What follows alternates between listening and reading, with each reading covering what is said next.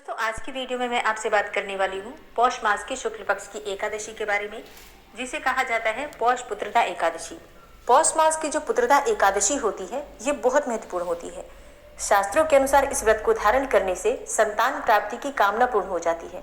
इस व्रत को धारण करने से वंश की वृद्धि होती है और जिन भक्तों के पास संतति है, संतान है, अगर वो इस व्रत को धारण करते हैं तो उनकी संतान की उन्नति होती है, संतान को उनके जीवन में सफलता की प्राप्ति होती है और संतान की आयु लंबी होती है, उनका जीवन सुखमय होता है। इसलिए पौष मास की पुत्रदा एकादशी बहुत महत्वपूर्ण है। आज की वीडियो में आप जानेंगे कि पौष मास की पुत्रदा एकादशी कब है, एकादशी की तिथि कब प्रारंभ हो रही है, कब समाप्त हो रही है और व्रत आपको कब धारण करना है, और पौष पुत्रदा एकादशी के दिन किस प्रकार से भगवान श्री विष्णु की पूजा करनी चाहिए, किन मंत्रों का जप करना चाहिए और कौन सा उपाय करें जिससे कि अगर आपको संतान प्राप्ति की कामना है तो संतान प्राप्ति की कामना पूर्ण हो, और अगर आपकी संतान है और आप इस व्रत को धारण कर रहे हैं या फिर बिना व्रत किए भी पूजा कर रहे हैं तो आपकी संतान को दीर्घायु की प्राप्ति हो, जीवन में सफलता की प्राप्ति हो और आपकी जो भी मनोकामना हो वो पूर्ण हो। इसके लिए आज विशेष क्या करना चाहिए, यह संपूर्ण जानकारी आपको आज की वीडियो में मैं शेयर करने वाली हूँ। तो वीडियो बहुत महत्वपूर्ण है, पूरा जरूर देख लीजिए। अच्छी लगे वीडियो तो लाइक भी जरूर कीजिए, क्योंकि आपके लाइक्स, आपके कमेंट्स मेरे लिए बहुत महत्वपूर्ण है। यही एकमात्र जरिया है जिनसे मुझे पता चलता है कि आपको ये वीडियो अच्छी लगती है और आपके लिए ये वीडियो उपयोगी है। तो अगर वीडियो अच्छी लगे तो लाइक तो जरूर ही किया कीजिए। और इस बार की एकादशी पर अत्यंत ही शुभ योग हमें प्राप्त हो रहा है, जो कि ब्रह्म योग है और ये योग पूरे दिन बना रहेगा। शास्त्रों में इस शुभ योग में दान करने का विशेष महत्व बताया गया है और इस शुभ योग में पूजा करने का, दान करने का, व्रत करने का अत्यंत ही श्रेष्ठ और शुभ संयोग हमें प्राप्त हो रहा है इस वर्ष की एकादशी पर। और अब जानते हैं कि एकादशी की तिथि कब प्रारंभ हो रही है, कब समाप्त हो रही है, व्रत हमें कब धारण करना है और पारण करने का यानी कि व्रत खोलने का शुभ मुहूर्त क्या है।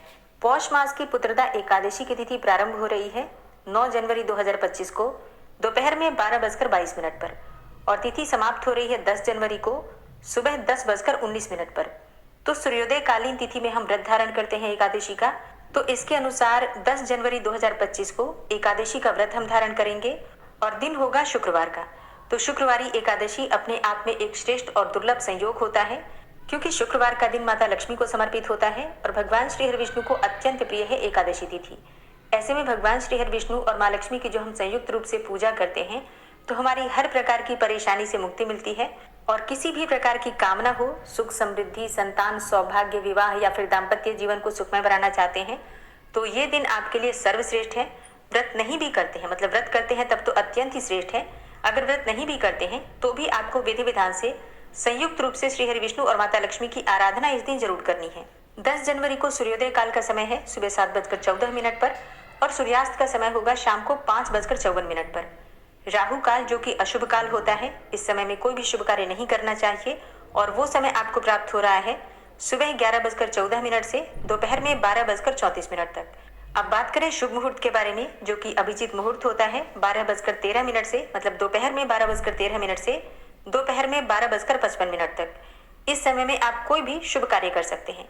दूसरा शुभ मुहूर्त होता है अमृत काल का, जो कि 11:29 पर सुबह प्रारंभ होगा और 12:59 तक दोपहर में रहेगा। इस समय में भी अगर आप पूजा पाठ करते हैं, मंत्र साधना करते हैं, दान देते हैं तो ये सबसे श्रेष्ठ समय होता है।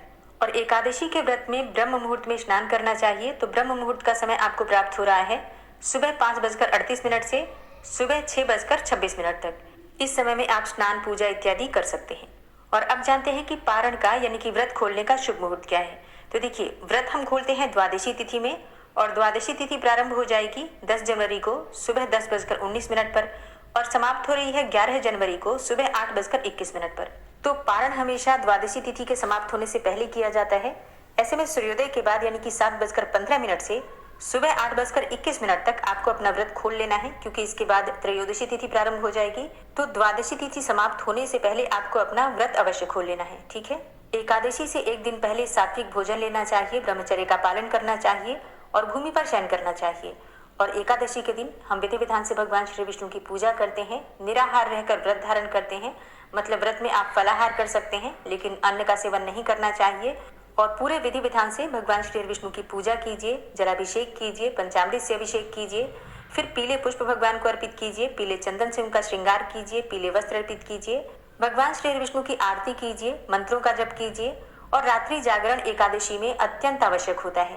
रात्रि जागरण करने से किसी भी प्रकार की समस्या हो उसका समाधान हो जाता है और व्रत का संपूर्ण फल हमें प्राप्त होता है एकादशी की रात्रि में जागरण करके भजन कीर्तन करने से। और एकादशी की रात्रि में अखंड दीपक अवश्य प्रज्वलित करना चाहिए, इससे किसी भी प्रकार की आपकी कामना हो निश्चित ही पूर्ण होती है। फिर द्वादशी के दिन प्रातःकाल जल्दी उठकर और स्नान कर लीजिए, भगवान श्री विष्णु की पूजा कीजिए, मंत्रों का जप कीजिए। फिर शुद्ध और सात्विक भोजन बनाकर भगवान श्री विष्णु को भोग अर्पित कीजिए और ब्राह्मण को भी भोजन करवाइए अगर संभव हो तो। और अगर ब्राह्मण भोजन नहीं करा पाते हैं तो फिर ब्राह्मण के निमित्त दान की सामग्री निकाल दीजिए और फिर स्वयं भी शुभ मुहूर्त में अपना व्रत खोल लीजिए। इस प्रकार से एकादशी के व्रत में दशमी से द्वादशी तक के ये नियम होते हैं। संपूर्ण रूप से नियम और पूजा विधि जानने के लिए आने वाली वीडियो जरूर देखिए और व्रत की कथा की वीडियो भी आने वाली है, तो चैनल से जुड़े रहिए। अगर आपका कोई भी प्रश्न हो या फिर कोई भी विशेष वीडियो देखना चाहते हैं तो कमेंट बॉक्स में आप लिख सकते हैं। बहुत जल्दी आपके प्रश्नों पर वीडियो बन जाएगी या तो फिर आपके प्रश्नों का उत्तर कमेंट बॉक्स में भी मिल जाएगा। तो दोस्तों, उम्मीद करती हूँ ये वीडियो आपके लिए उपयोगी होगी। अगर आपको वीडियो अच्छी लगी है तो इसे लाइक कीजिए और अगर संभव हो तो वीडियो को ज़्यादा से ज़्यादा शेयर कीजिए। और चैनल पर पहली बार आए हैं, अगर अभी तक आपने चैनल को सब्सक्राइब नहीं किया है तो आज की वीडियो अगर आपको अच्छी लगे तो चैनल को सब्सक्राइब करके बेल आइकन को जरूर प्रेस कर लीजिए। इससे ये होगा कि इस चैनल पर जो नई वीडियो अपलोड होंगी उनकी नोटिफिकेशन आपको सही समय पर प्राप्त होगी। मिलती हूँ मैं आपसे अगली वीडियो में, तब तक के लिए जय श्री राधे।